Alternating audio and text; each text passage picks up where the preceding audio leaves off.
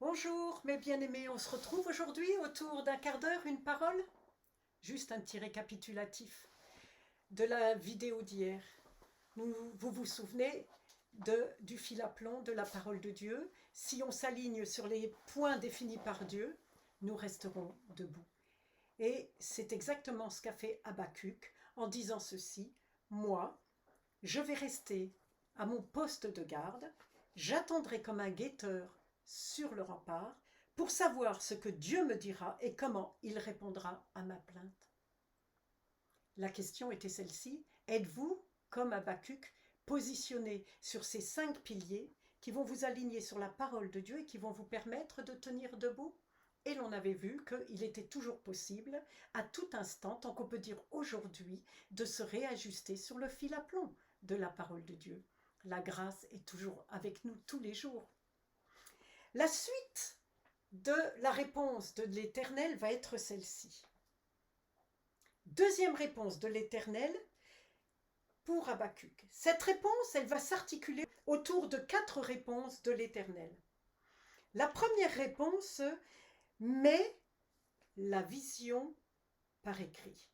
Mets la vision par écrit. Le Seigneur me répondit ainsi: écris ce que je te révèle et grave-le sur des tablettes, de telle sorte qu'on puisse le lire clairement. Le moment n'est pas encore venu pour que cette révélation se réalise, mais elle se révélera en temps voulu. Attends, avec confiance, même si cela paraît long. Ce que j'annonce arrivera à coup sûr et à son heure. Voici donc la deuxième intervention de l'Éternel auprès d'Habakkuk. Mais la vision par écrit, car elle concerne la fin des temps. Vous vous souvenez de la première réponse de l'Éternel à Habakkuk? Il lui prédisait, à cause de la totalité du péché de Juda, d'un péché qui avait dépassé son quota de méchanceté, de violence, d'injustice, d'immoralité en tout genre, Dieu disait à Habakkuk que les Babyloniens allaient envahir le peuple de Juda. C'était un peuple furibond, méchant, une déferlante de haine qui viendrait s'abattre sur le peuple de Juda. Et c'est assez intéressant parce que certains commentateurs disent que l'Éternel s'en est pris à Habakkuk, il n'était pas très content qu'il ait posé des questions de cette sorte-là. Mais moi, je ne vois pas cela comme ça, parce que Dieu n'aurait pas parlé de cette manière à Habakkuk en lui donnant une vision encore plus lointaine des événements. Parce que ces événements-là dont il va parler vont concerner la fin des temps. Si Dieu était en colère contre Habakkuk, moi je ne vois pas un Dieu répondre à Habakkuk pour lui donner une vision encore plus lointaine. Pour moi, je pense que Dieu a intégré les questions d'Habakkuk et puis qu'il va lui dire: tu sais mon bien-aimé, je voudrais te parler pour des choses qui auront lieu bien plus tard. Le descriptif que Dieu va faire à Habakkuk, nous pouvons le retrouver dans l'Apocalypse 16, Apocalypse 16, 21, 15 à 21. Apocalypse 16, c'est exactement le même schéma de réponse que Dieu va donner à Habakkuk. Dans Apocalypse 16, 15, écoute, dit le Seigneur, je viens comme un voleur. Heureux celui qui reste éveillé et qui garde ses vêtements pour ne pas aller nu et n'avoir pas la honte d'être vu ainsi. Et il dit: les esprits rassemblèrent les rois dans le lieu appelé en hébreu Armageddon. Le 7e ange versa sa coupe dans l'air, et une voix forte se fit entendre du peuple. Elle venait du trône et disait: c'en est fait. Il y eut alors des éclairs, des bruits de voix, des coups de tonnerre, un violent tremblement de terre. Celui-ci fut même si violent qu'il n'y en a jamais eu de pareil depuis l'apparition de l'homme sur la terre. La grande ville, la Babylone, sera brisée en 3 parties, et les villes de tous les pays s'écroulèrent. Dieu n'oublia pas la grande Babylone. Il lui fit boire le vin de sa coupe, le vin de son ardente colère. Toutes les îles disparurent, et l'on ne vit plus de montagnes. Des grêlons d'un poids énorme tombèrent du ciel sur les hommes, Et les hommes insultèrent Dieu à cause du fléau de la grêle, car c'était un fléau d'une violence terrible. Alors l'un des 7 anges qui tenait les 7 coupes vint me dire, « Viens, et je te montrerai la condamnation qui va frapper la grande prostituée, la grande ville bâtie au bord de nombreuses rivières. Les rois de la terre se sont livrés à l'immoralité avec elle, et les habitants de la terre seront enivrés du vin de son immoralité. » Babylone ici représente le système mondial, mauvais.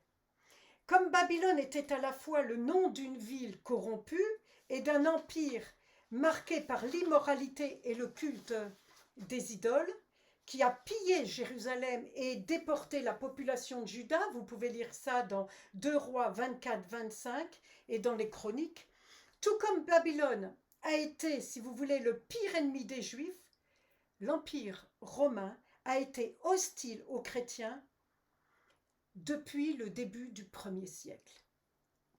Ne pouvant pas écrire, si vous voulez, ouvertement contre Rome, Jean a probablement utilisé le nom de Babylone pour la désigner, ainsi que par extension tous les ennemis du peuple de Dieu de toutes les époques.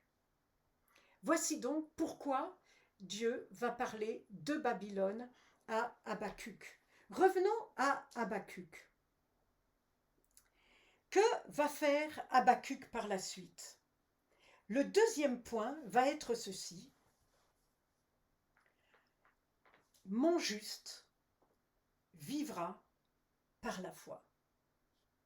Écoute ce que je te dis, Habacuc, c'est tellement dur que pour pouvoir l'intégrer, il faut avoir une foi armée.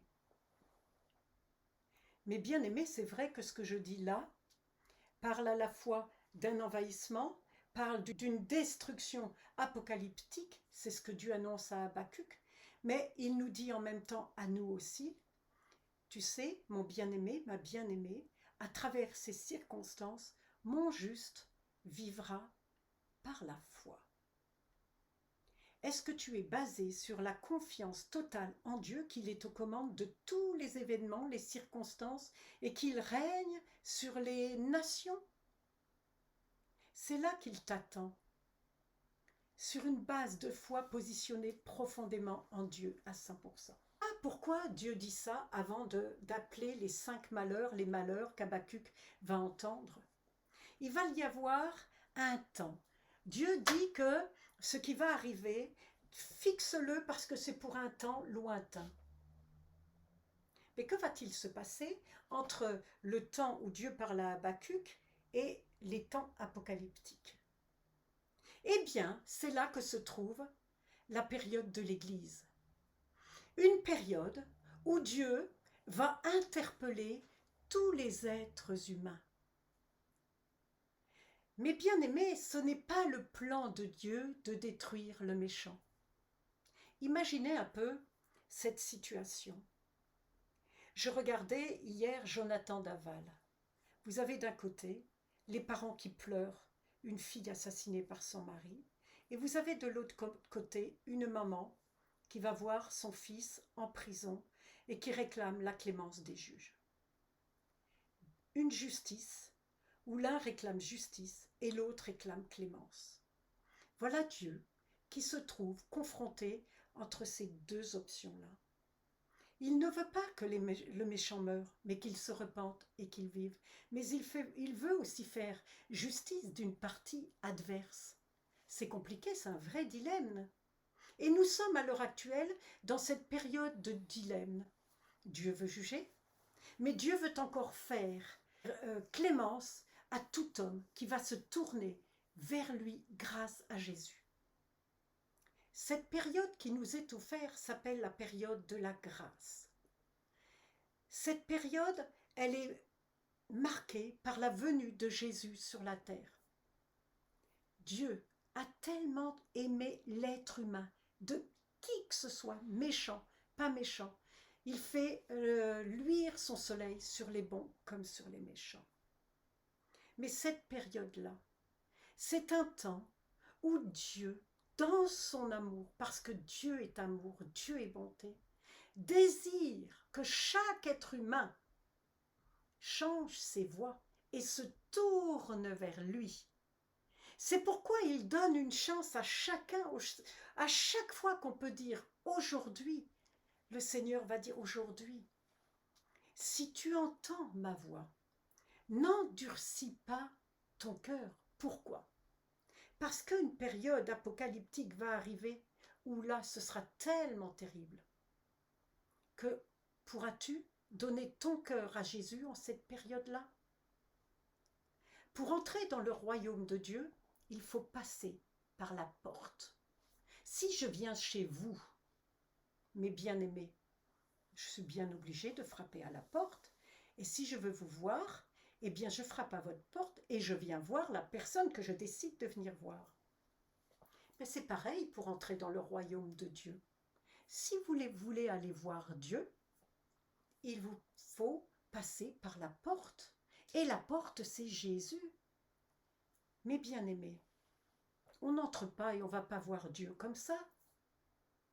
Moi, ça m'interpelle toujours quand on voit, par exemple, que les gens vivent une vie sans Dieu, ne se préoccupent pas, 4 fois à l'église pour le baptême, pour la petite communion, l'enterrement, le mariage et l'enterrement. Et puis après ça, on demande à Dieu de le recueillir. Mais Dieu dit, mais attends, je ne sais pas qui tu es, je ne te connais pas, je t'ai jamais vu, tu m'as jamais parlé, tu veux que je te recueille?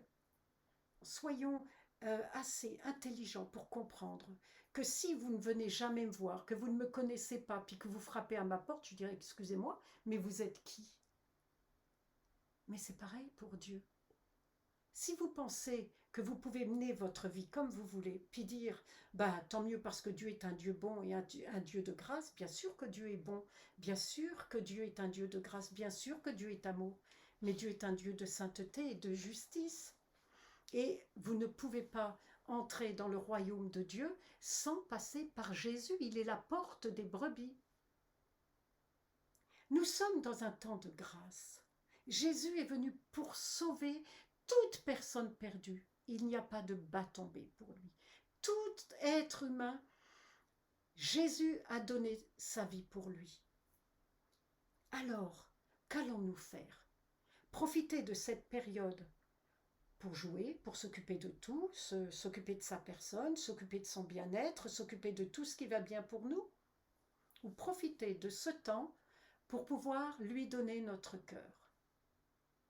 C'est un appel solennel que Dieu envoie à chaque personne sur cette terre encore aujourd'hui. Il nous interpelle par les épidémies, il nous interpelle par les difficultés par lesquelles nous passons. Chaque difficulté est là pour interpeller chaque personne pour lui dire « Mon enfant, je t'attends, pourquoi attends-tu de me demander du secours ?» Aujourd'hui encore, si tu entends la voix de Dieu, ne l'endurcis pas. Son ciel de gloire est ouvert pour quiconque frappe à la porte de Jésus.